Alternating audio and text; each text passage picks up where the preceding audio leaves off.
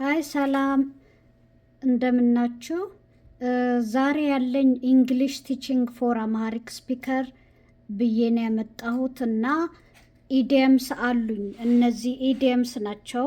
እዚህ ጋር የምታያቸው ፒስ ኦፍ ኬክ ይላል፣ ሃንግ ኢን ዴር ይላል፣ አን ታፕ ኦፍ ዘ ወርልድ ይላል እና የነዚህን ደግሞ ሚኒንጋቸውን እንግሊዘኛ በእንግሊዘኛ እና በአማርኛ ምን እንደሚመስል አብረን እናያለን ማለት ነው።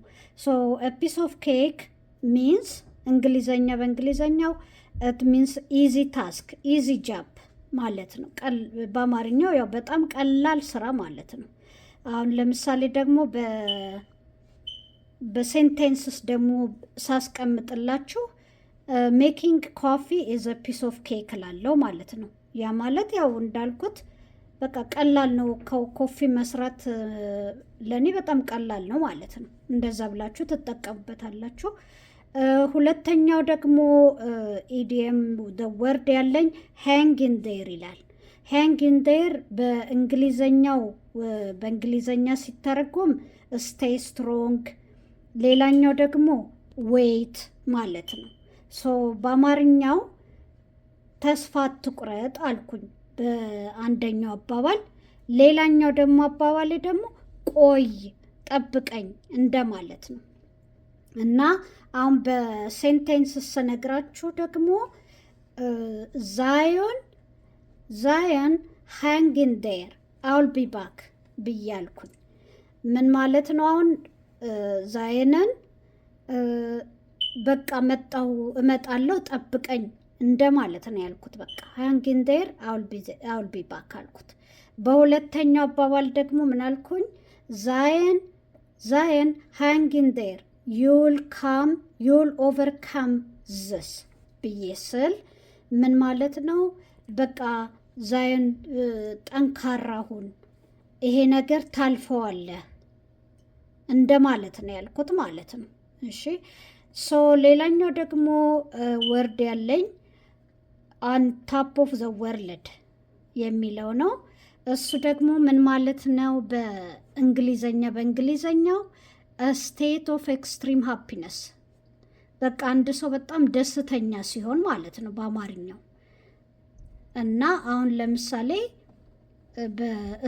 በሴንቴንስስ ስጠቀመው አሁንም ዛየንን ምን እለዋለሁ?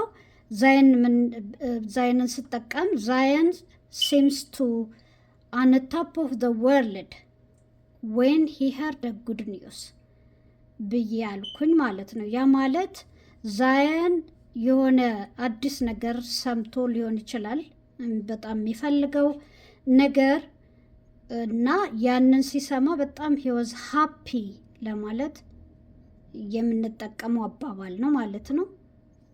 አን ታፕ ኦፍ ዘ ወርልድ ሚንስ በቃ አንድ ሰው በጣም ኤክስትሪምሊ ሃፒ ሲሆን የሆነ ያልጠበቀው ነገር ሲፈጸምለት ሲደረግለት።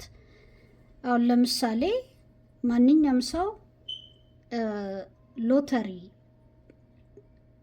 ዊን ቢያደርግ ያ ደፍነትሊ ማንኛውም ሰው ያንን ፊሊንግ ሼር ያደርጋል ማለት ነው። ምክንያቱም will be like an extremely happy and the top of the world extremely happy ይሆናል ማንኛውም ሰው።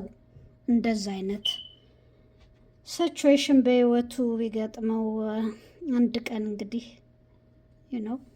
ነቨር ነው አደለ? ሎተሪ እድል ነው እና እንደዛ ነው ያለኝ ወርዶች። እና ከወደዳችኋቸው አሚን በጣም ደስ ይለኛል። አብረን ብንማማር ሌላ ደግሞ ይዤ እመጣለሁኝ እና ይሄንን እስቲ እንግዲህ አይዲያችሁን ንገሩኝ። እኔም ሞር አይዲያ ይዤ እመጣለሁ። የምትፈልጉትም ነገር ካላሳውቁኝ። አሁን ይሄንን እንግዲህ አይታችሁ ሼር እና ሰብስክራይብ እንድታደርጉኝ ታምሳፕ እንድትሉኝ በቃ ይሄን ነው የምለው። እንግዲህ መልካም ቀን። ቴንኪዩ